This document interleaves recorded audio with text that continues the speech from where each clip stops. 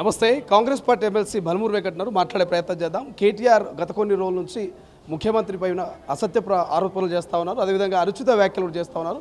And దానికి తోడు నిన్న ఏదైతే మంత్రుల ఫోన్ ట్యాప్ చేస్తుంది సొంత పార్టీ ముఖ్యమంత్రి రేవంత్ రెడ్డి అంటూ కొన్ని కామెంట్ చేశారు. మాట్లాడే ప్రయత్నం చేద్దాం. ఎట్లా చూస్తారు? మంత్రుల ఫోన్ ట్యాప్ చేస్తున్నారు, కేవలం ముఖ్యమంత్రి సీటుకి ఎసరు పెట్టనేటువంటి ఆలోచనతో ఒక కామెంట్ చేశారు. ఎట్లా చూస్తారు? కామెంట్ చేసినోడు ముందు బయటికి వచ్చి ఈ ఫోన్ ట్యాపింగ్ విషయంలో వాని బండారం అంతా బట్టబయలైంది. ప్రజలందరూ కూడా చీదరించుకొని అని చెప్పి వారి ముఖం పైన ఉంచేసే పరిస్థితి ఉంది. కాబట్టి దాన్ని తప్పించుకోనికి మా పైన తప్పుడు ఆరోపణలు చేసే ప్రయత్నం చేస్తారు.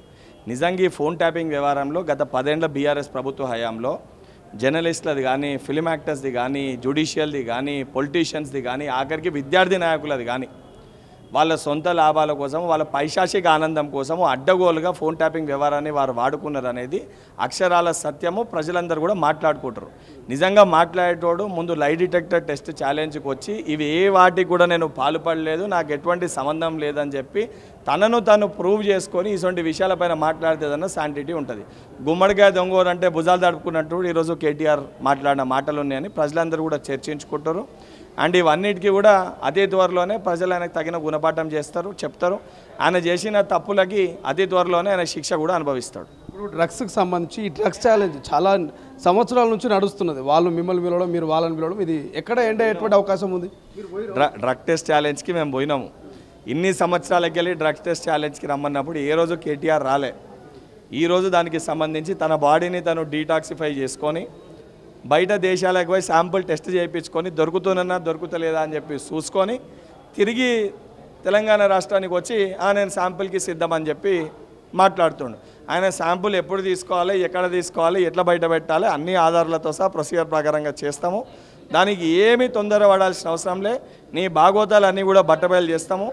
కేదర్ విషయంలో కూడా కేదర్కి మాకు సంబంధం లేదని చెప్పి ఏదో నీతి మాటలు నీతి పలుకులు పలుకుతున్నావు. నిజానికి నీకు బాధ్యత చిత్తశుద్ధి ఉంటే కేదర్ విషయం కంప్లీట్గా ఇన్వెస్టిగేషన్ చేయమని చెప్పి నేను ముఖ్యమంత్రి గారికి లేఖ రాస్తా. నువ్వు కూడా ముఖ్యమంత్రి గారికి లేఖ రాయి.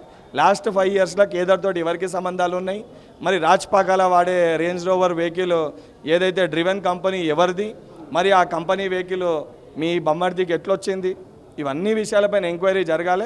నిజంగా మళ్ళీ చెప్తున్నా, నీకు ఎటువంటి సంబంధం లేదని అంటే నువ్వు బయటికి వచ్చి చెప్పు.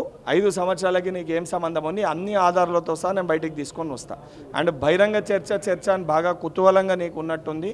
ఒక ఎమ్మెల్యేగా నువ్వు ఏదైతే మీ పార్టీ వర్కింగ్ ప్రెసిడెంట్గా నువ్వు చర్చకు రమ్మంటున్నావో, కాంగ్రెస్ పార్టీ తరఫున పార్టీ ఉపాధ్యక్షునిగా శాసన మండలి సభ్యునిగా నీకంటే ఒక స్థానం పైనే ఉన్నా. ఏ చర్చకైనా నువ్వు చెప్పిన దానికి బహిరంగ చర్చకి నేను సిద్ధంగా ఉన్నా. అసెంబ్లీకి వస్తాం, మైకులు కట్ చేయకుండా చూసుకుంటారా అంటున్నారు. చూసుకుంటారా? మరి అసెంబ్లీకి వచ్చుడు కాదు, పోయి వాళ్ళ నాయనను ఒప్పించుకొని వాళ్ళ బాపుని తీసుకొని ముందు అసెంబ్లీకి రమ్మని చెప్పు.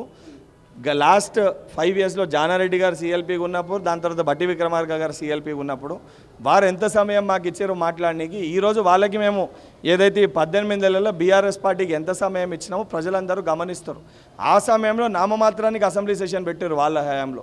ఈరోజు ప్రతి విషయం ముందు చూపించి ఏదైతే ప్రజల బాగు కోసం పనిచేస్తున్న ప్రజాప్రభుత్వం, మీ నాయనని తీసుకొచ్చి 18 ఏళ్ళకెళ్ళి ప్రధాన ప్రతిపక్ష నాయకునిగా మీ నాయన చేసిన తప్పుల్ని అంగీకరించి తాగి ఫార్మ్ హౌస్లో అన్నాడు. మీ నాయననే ఒప్పించి నువ్వు అసెంబ్లీకి తీసుకురాలేకపోయినావు. మీ నాయననే ఒప్పించలేను అని బయటికి వచ్చి మా పైన ఆరోపణలు చేస్తే ప్రజలు రేపొద్దున రాళ్లతో కొడతారు. ఇప్పటికన్నా ఈ ప్రవర్తన మానుకోవాలని చెప్పి కేటీఆర్ని హెచ్చరిస్తారు. ఇప్పటికీ ఇప్పుడు ఎలక్షన్లు పెట్టినా 100 సీట్లు గెలుస్తామని చెప్తున్నారు కేటీఆర్. నిజంగా ఆయనకు ఉంటే తెలంగాణ ఉద్యమం సమయంలో రాజీనామా చేశారు కదా ప్రూవ్ చేసుకోనికి. నిజంగా మా పైన వ్యతిరేకత ఉందని చెప్పి ఆయన భావిస్తే ఆయన ఎమ్మెల్యే పదవికి రాజీనామా చేసి డిపాజిట్లు తెచ్చుకోమని చెప్పి కేటీఆర్ని నేను ఛాలెంజ్ చేస్తున్నాను. ఆయన ఎమ్మెల్యే పదవికి రాజీనామా చేయమని చెప్పు, రాజీనామా చేసి మళ్ళీ పోటీ చేసి ఎమ్మెల్యేగా గెలవమని చెప్పు. ఆ ఒక్క నిర్ణయమే తెలిసిపోతుంది మా పైన వ్యతిరేకత ఉందా, వాళ్ళపైన వ్యతిరేకత ఉందా. Right, thank you so much. ఇది కేటీఆర్కి అయితే ఎమ్మెల్సీ బల్మూరు వెంకట్ సవాల్ విసురుతున్నారు. 100 సీట్లు వస్తాయని చెప్తున్నటువంటి కేటీఆర్ ఇప్పటికిప్పుడు రాజీనామా చేసి మళ్ళీ ఉప ఎన్నికల్లో పోటీ చేయండి, డిపాజిట్లు కూడా రావని చెప్పేసి చెప్తున్నటువంటి పరిస్థితి. చూద్దాం ఏం జరగబోతుంది అనేది. కెమెరా పర్సన్ ఆజార్తో శ్రీశైలం, తొలి వెలుగు, గాంధీ భవన్.